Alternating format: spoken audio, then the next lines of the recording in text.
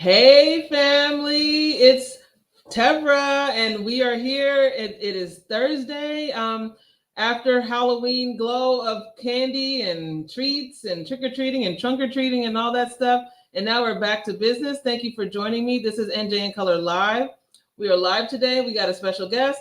There's a big festival happening in North Jersey, and Teaneck in particular, that happens every year. It's a big deal. And we're going to talk to Jeremy Lentz, who is the executive director of the Teaneck International Film Festival. Those of you who know, this is like a big deal. We get a lot of great art, content, movies, documentaries, so many good things. Happens every year, and so we're going to talk to the leader of that movement and that organization in just a little bit. Thank you for joining me. And if you're watching this live, thank you for coming on with us at this hour. I know it's right before lunchtime, so if you're watching this live, thank you. If you're watching this in the replay, thank you for watching. I appreciate every single person who logs into our platform and clicks a link or likes a page or goes to an event that we share. This is all for sharing information, getting everyone familiar with some of the key players in the North Jersey area. And as we continue to grow, I just continue to appreciate every new person and every person who has been in our corner as we press forward. Again, my name is Tevra Francis. I'm the founder of NJ in Color, and we are a media. It's kind of hard to define sometimes, but we're a media platform that connects to the diversity of North Jersey. And in all of this, I've been able to, and fortunate enough to meet so many great people here from all walks of life. And Jeremy is one of those people. So I want you guys to meet Jeremy Lentz. But before I bring him on, I just wanted to give you a few reminders. So this Saturday, November 4th, we have the GP Squared Her Business Journey Luncheon. And that is almost sold out. I think they only have a few tickets left. So go to the link in my bio to purchase your tickets. They're going fast. I'll be there. It's going to be a lot of fun, a lot of great networking in Hackensack, New Jersey. Also, thank you to everyone who came out to the Stroll to the Polls event last Saturday. I saw the pictures in the video. It looked amazing. And we hope to see more of this happening with all of the Greek unity and the unity amongst the community. And get ready to vote, because actually early voting is like now. So you can vote now in your area. Go to vote.nj.gov to see where you're supposed to be voting and go ahead and get your vote in early. Or you can wait on and vote with everyone else on November 7th. That's next Tuesday. All right, with that said, let's go ahead and bring in Jeremy. Hi. Tevra, good to see you. Good to be back on NJ in Color. Thank you. Thank you for joining me. Thank you for taking my late night DMs. It's great to be here. Always. All right, so let's get started. So this is Jeremy Lentz. He is the executive director of the Teaneck International Film Festival, located in Teaneck. But actually, the movies that are shown are from all over the world, literally all over the world. So we want to go ahead and get to know you and get to know about the festival. Those of us who know, we love it. Those of us who don't, those of them who don't know, we want to get them familiar, and hopefully they can come out and see some of the great content that's going to be shared at this particular festival. So tell us about yourself. What is your experience? I know you do a lot of things, so I want you to tell us about a lot of those amazing things that you do. So first and foremost, I'm executive director of the Teaneck International Film Festival. This is the 18th year of the film festival, and I believe it is going on to my 15th year. I took over in the 4th year after Ellen Rand stepped down, and we established the permanent theme of activism making change and really pivoted towards becoming a social justice film festival. And I've been doing that with an exceptional organizing committee for the last 15 plus years. Outside of what I do at TIFF, which is a nonprofit and project of the Puffin Foundation, I produce film and theater, most recently Ohio State Murders on Broadway, which was Audrey Kennedy's Broadway debut and starred Audra McDonald, the incomparable, awesome, best GOAT in the theater world.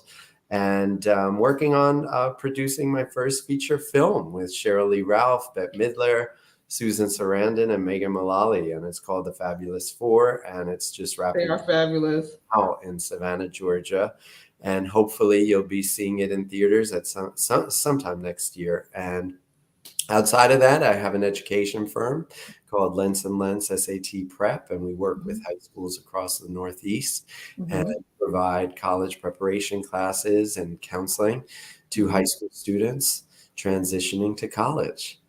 Awesome. That's a lot. You have a lot on your plate.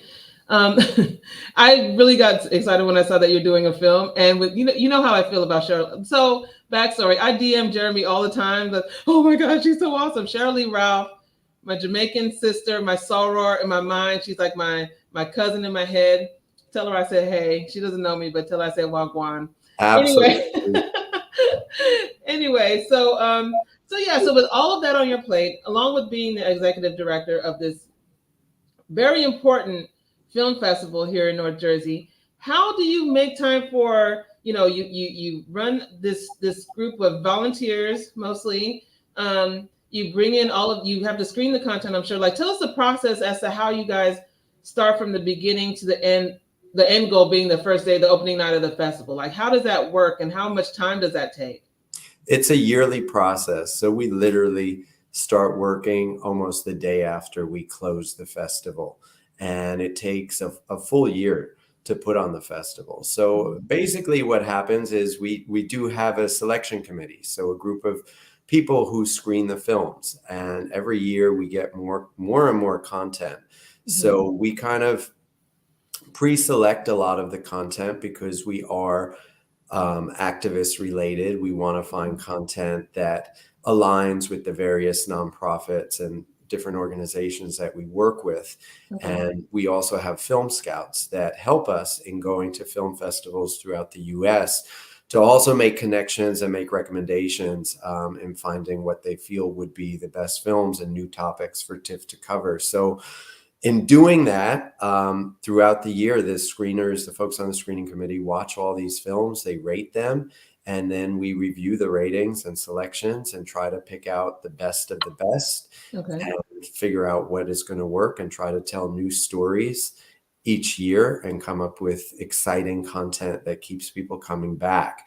And then we seek out sponsors, and we have to work with our various venues and theaters to coordinate all that, and then get moderators and panelists. So it takes a village, and it really is a testament to the community here in Teaneck that has been able to keep a festival like this going for 18 years strong, where we really have grown and I think gotten quite a reputation in the film festival world for showing movies that matter and making a real difference in the lives of so many based on the work that we do. I have a story about that, but we're going to put a pin in that comment. You talked about the activism piece and the importance of staying culturally relevant. TIFF, I'm going to start calling it TIFF. TIFF was called the Film Festival with a Social Conscience by the Star Ledger. With that said, there's a lot of, I went through the roster for this year and the descriptions of each movie. And there's a lot of heavy topics that have become heavier in the past few weeks. And I know you mentioned it before we got on that this wasn't even something that was planned, but can you just briefly tell us, like, how have the current world events shaped or affected some of the topics that are going to be talked about, in particular, relations between Israeli and Palestinians in America and in the Gaza Strip and beyond. Can you talk about some of those issues very briefly? Yeah. So as we go through the year in our planning process, obviously current events impact our programming. So we want to be relevant to what is going on and also provide what we feel are safe spaces for community to come together and learn about, other stories and have a place where this can be presented. So, in doing that this year, obviously we wanted to address things like the precipitous rise in anti-Semitism. We also wanted to show films from the Palestinian perspective. And bring in a whole kind of cadre of different films. We have stuff from Pakistan that deals with transgender rights, a film that was actually banned in Pakistan when it opened, as well as films about refugees. We have a film about the Syrian refugee crisis. We have a film that deals with what's going on in our southern border right here in the United States called Las Abogadas. But, these films are curated throughout the year, and generally by the end of the summer, we have our roster in place. To that effect, obviously, the events of October 7th really kind of made the festival, I think, so much more relevant in the sense that, yes, we are presenting films. We have a film, Alam, that deals with the Nakba, which is the Palestinian Day of Mourning, also the same day as the Israeli Independence Day. We have a lot of films that deal with the Holocaust, with anti-Semitism, with Jewish representation in Hollywood.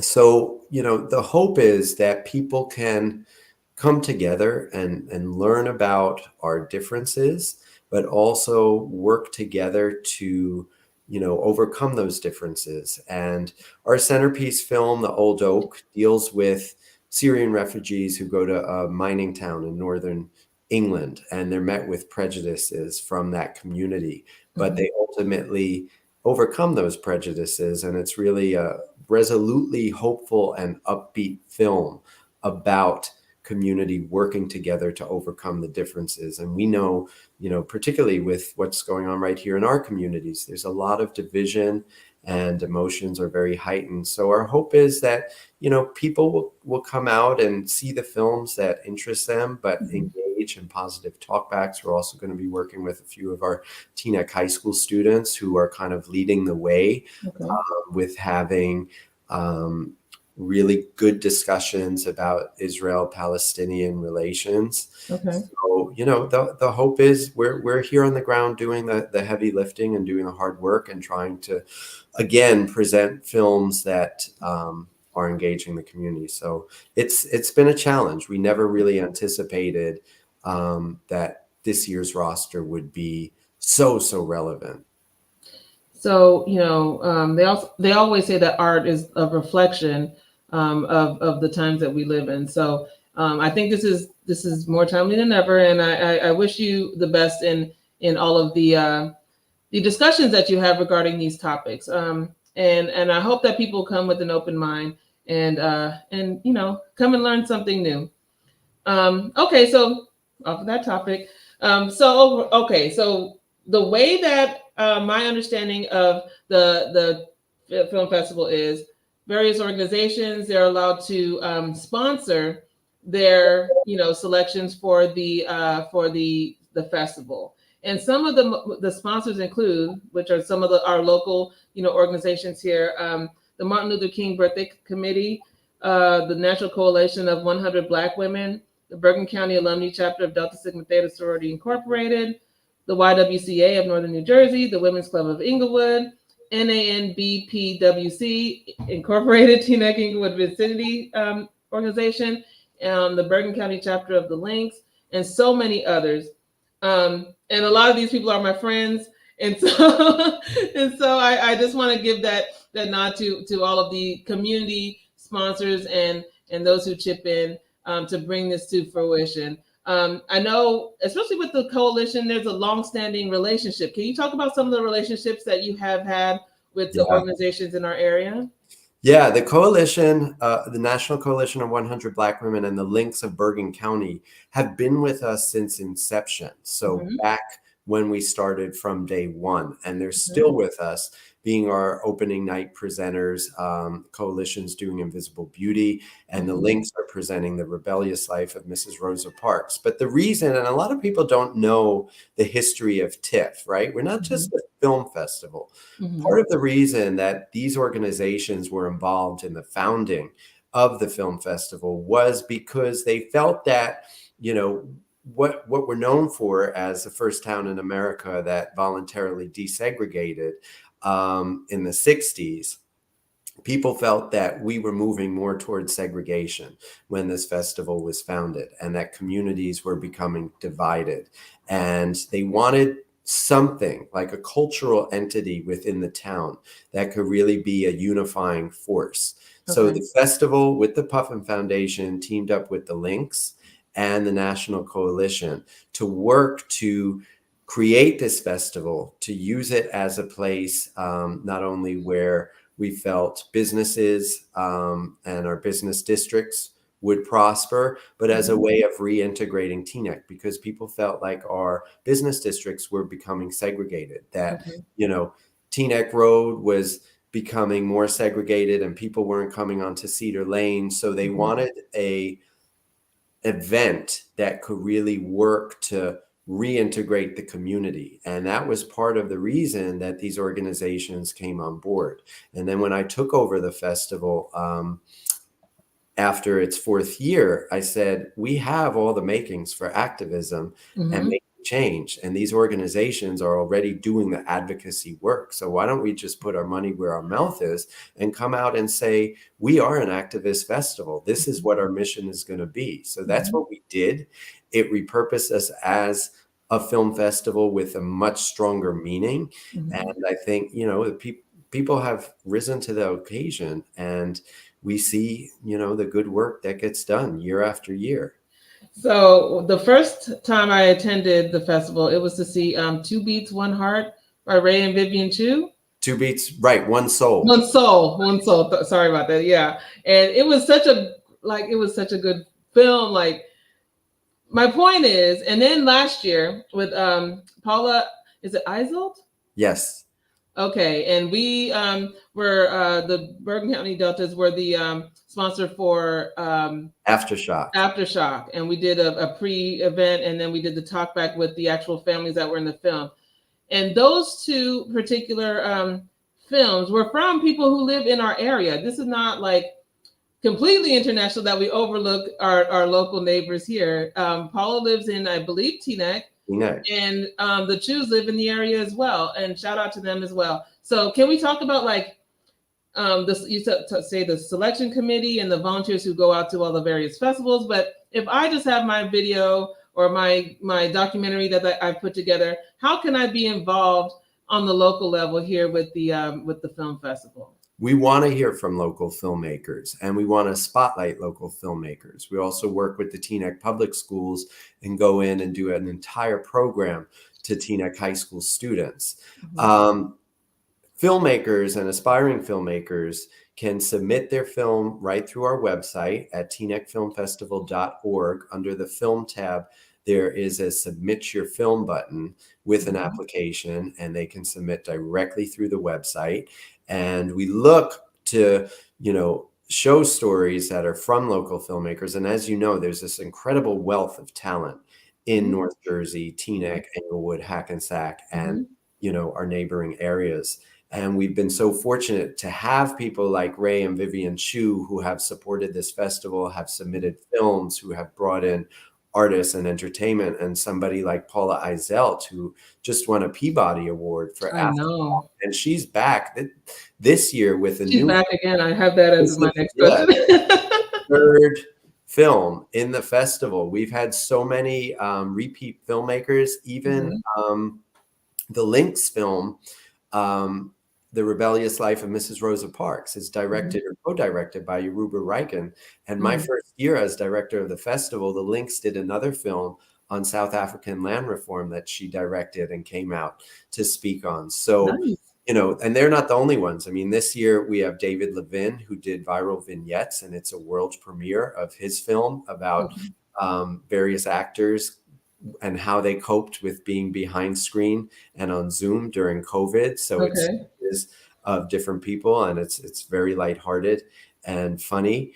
So we're always showcasing stories. Also, another one of the shorts, Hollywood's Orthodox Jew Problem, is directed by Allison Joseph, who is also a Teaneck resident. So we're always engaging the community and working with, you know, the various groups. And I mean, there's such a wealth of talent and I think such a wealth of community activism that's right here in our backyard. Mhm. We work to tell those stories. There's a short in this year's film, which is going to be paired with Shared Legacies, which is the film that the Martin Luther King Birthday Committee has sponsored about the African American and American Jews and how they work together towards civil rights. But that's going to be paired with a film called The Empty Saddle, which is a short Yes. that documents the only known lynching in the state of New Jersey. So Yeah. talking about our history, which so many people are just unaware of. Yeah, that one I have a note next to. The Empty Saddle, remembering Samuel Johnson, which like you just said, is New Jersey's only documented lynching. And that is hosted by the Martin Luther King Jr. Birthday Committee of Bergen County. So yeah, that is an important film. Let me back up. So with each selection, or with all the selections, at the end, are there like awards? Or there like, how does that work? Yeah, so we do audience awards and we do juried awards. So everybody that comes to the festival will be sent an email to vote for the audience award favorite. So we award a best of fest, we do a best narrative feature, a best documentary, and best short, and then we do juried awards, which are really important to the filmmakers, because film festivals are essential for filmmakers who have independent films that are looking for distribution. And the awards that they garner from film festivals help for them to sell their film and to get it into other film festivals and things like that. So, that's part of the industry in terms of what we do. And people are encouraged to vote and help select their favorites. Okay, so let's talk about some of the I guess preliminary. I wouldn't call them favorites because I have not seen them yet, but I have a list of movies that I want to see all of them. But here's the ones that I really want to see. So The Empty Saddle was number one. Commitment to Life. Can you tell us a little bit about that? Because that looks really interesting. Because I saw there was Rock Hudson on the thumbnail.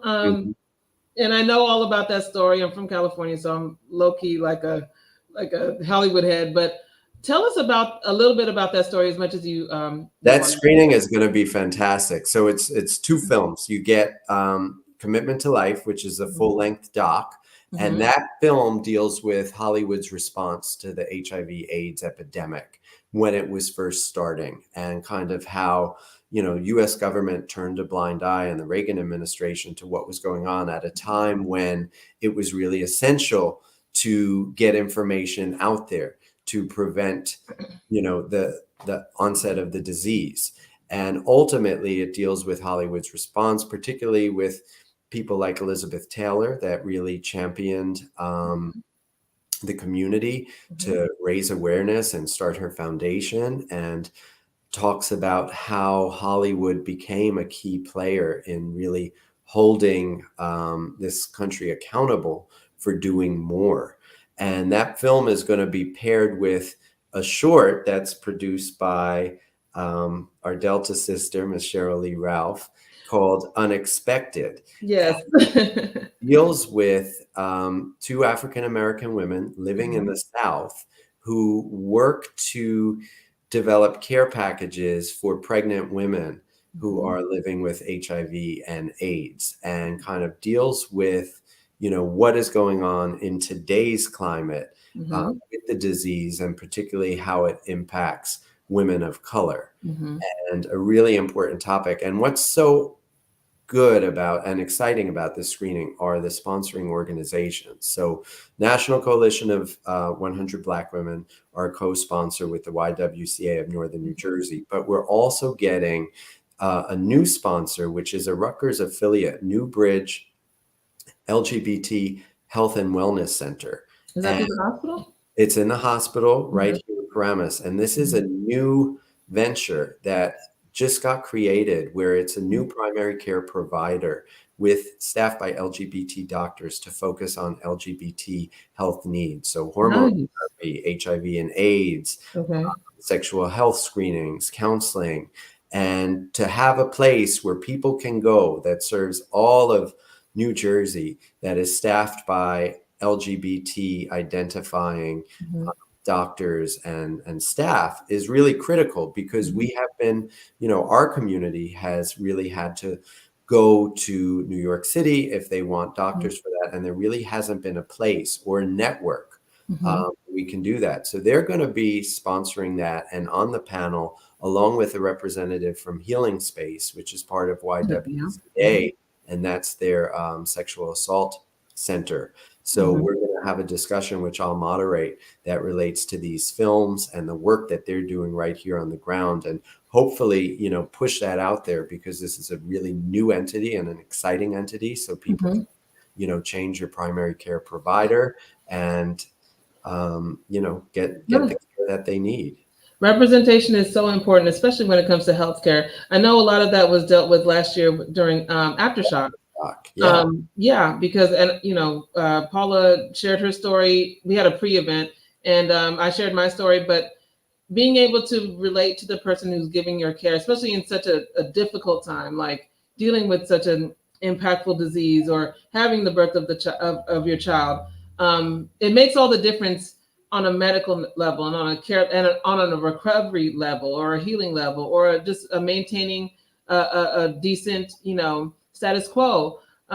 Having someone that can relate to you and deliver communication and care culturally relevant to you is so important. So I commend you guys for all coming together to bring these films together. And also, Shirley Ralph has that long-standing event that she does, a fundraiser, Diva Simply Singing, and that goes to raise funds for HIV AIDS awareness and research, right? Yeah, she's with Elizabeth Taylor. She has been on a forefront since the beginning. She's been doing this for years.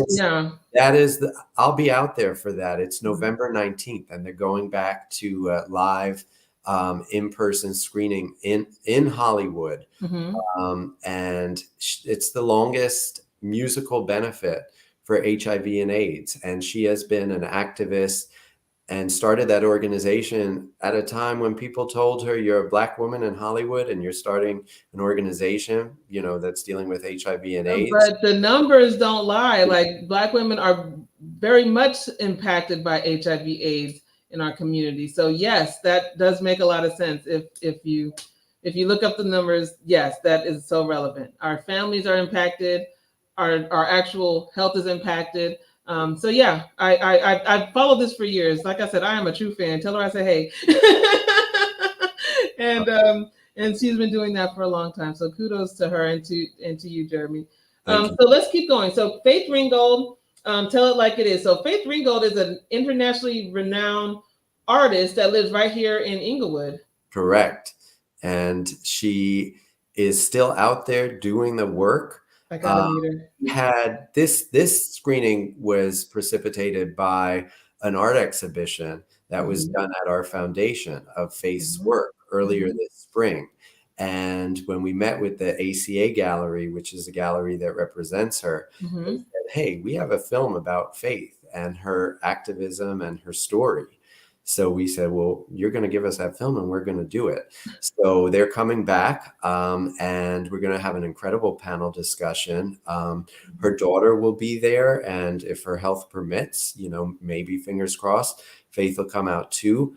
But it's an incredible story. And she's a world-renowned artist who has done so much in the community to make space for Black women and who has uplifted I think the voices of so many marginalized groups, and most recently has had her work in the Guggenheim and all the biggest world-class museums out there. And we are so lucky, just again, to spotlight these incredible people that live in our backyard. They're right here. Yeah, she's right here. Okay, awesome. So I want to see that.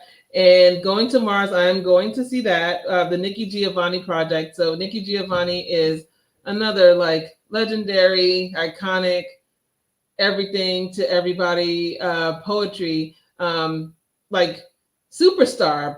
activist, all of the things.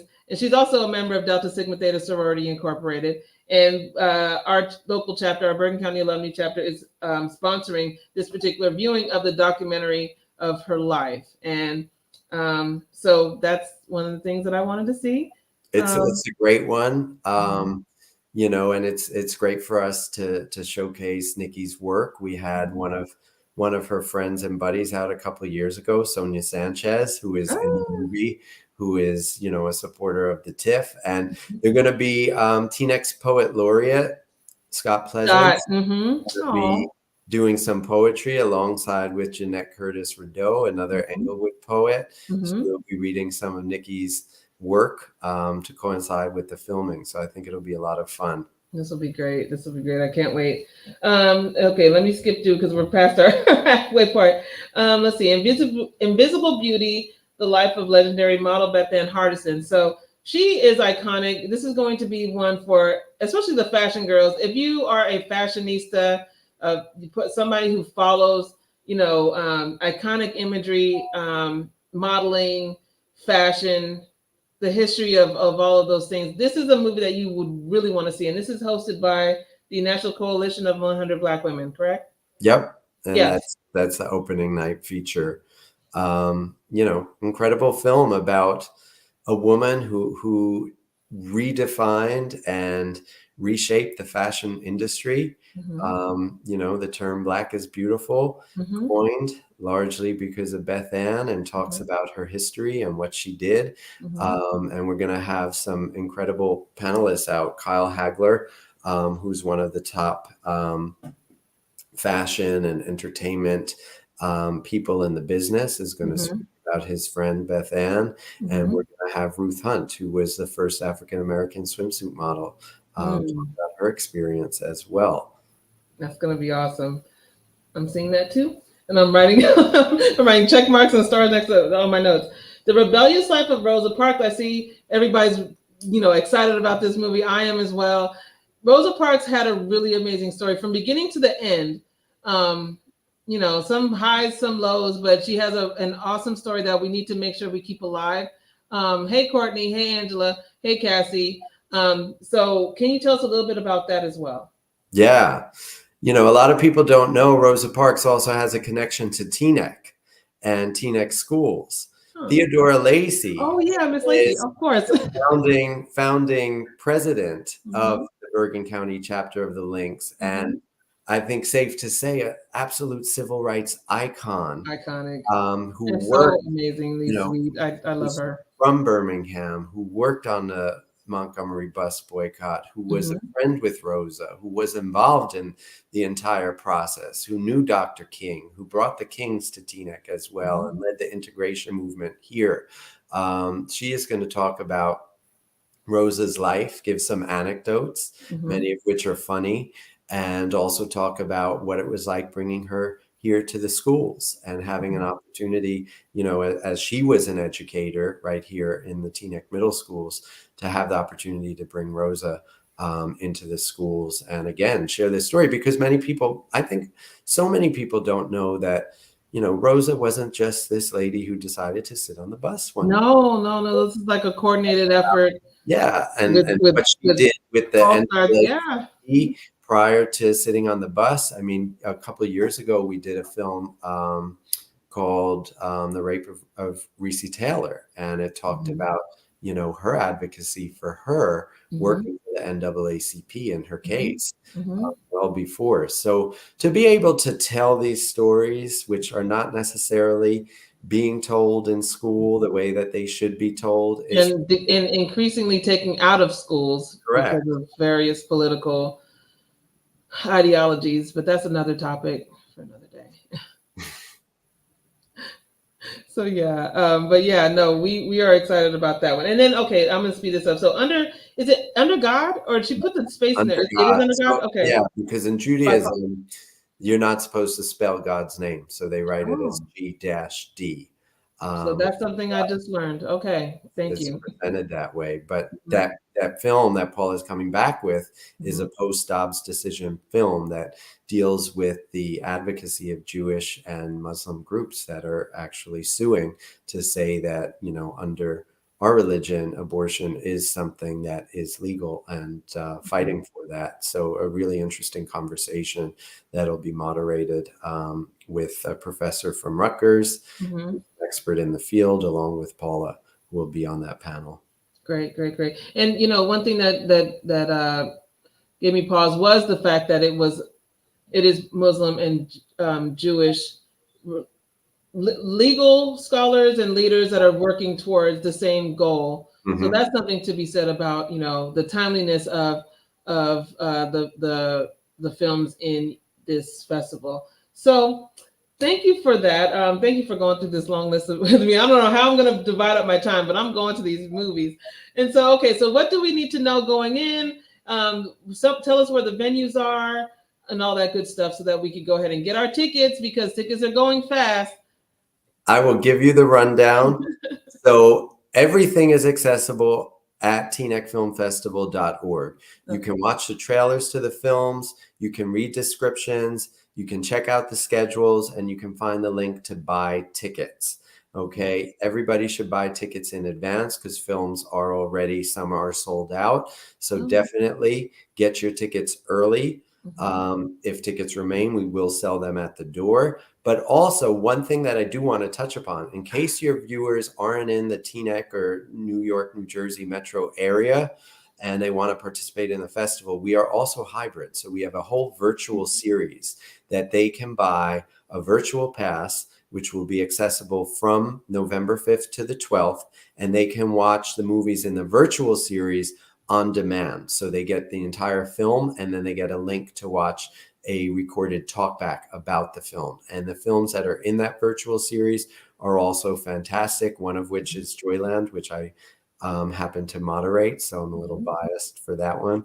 But there really is something for everyone. And if you have kids, we kick it off this Sunday with a free screening called Kid Flicks, and that's curated by the New York International Children's Film Festival. They're animated shorts from all over the world geared towards children's 5 through 12. It's free. You just need to sign up, and that's going to kick us off on Sunday, November 5th at the Teaneck Public Library. So come on out. There's something for everyone, all ages. And definitely, I can promise you, you will learn, hopefully be inspired by what we have, and experience a talkback, meet your neighbors, learn about a topic that you necessarily wouldn't know of. And I challenge people to also go see films that are out of your comfort zone, because that's one of the objectives of TIFF, is to work to cross-pollinate our audiences and make sure that people are seeing films that they may not otherwise know about, other communities, other marginalized groups, because that's how we feel we affect change, by bringing everyday topics to people, but again, exposing people to stories that they may not be familiar with. It's so great to see all the comments coming in. Yeah, no, I'm behind. I'm trying to show everything. Courtney, your link doesn't really come out. It's not linking like it's supposed to link. But if you want to go to the showings that are available through the Bergen County links, you can go to their website. She has put it in the comments. And also you can go to their website, or you can just get it directly from the teaneckfilmfestival.org. Right. So thank you so much, Jeremy, for your time today. I can't wait to see all of these amazing films that you're bringing here to Bergen County. And as always, it's a pleasure seeing you again. And tell Cheryl I said hello for the fifth time. And is there any final thoughts that you want to share with everybody?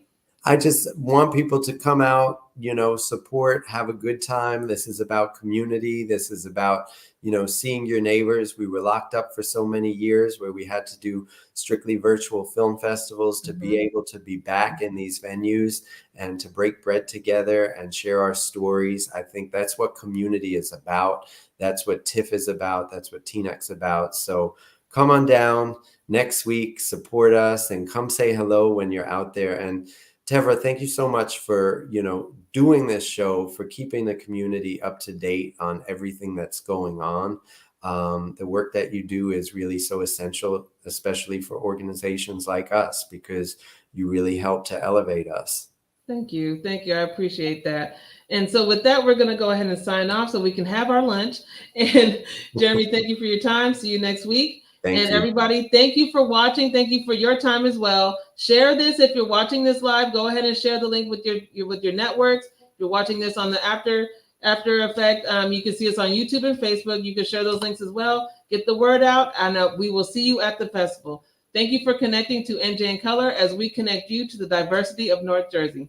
Have a good afternoon. Bye-bye.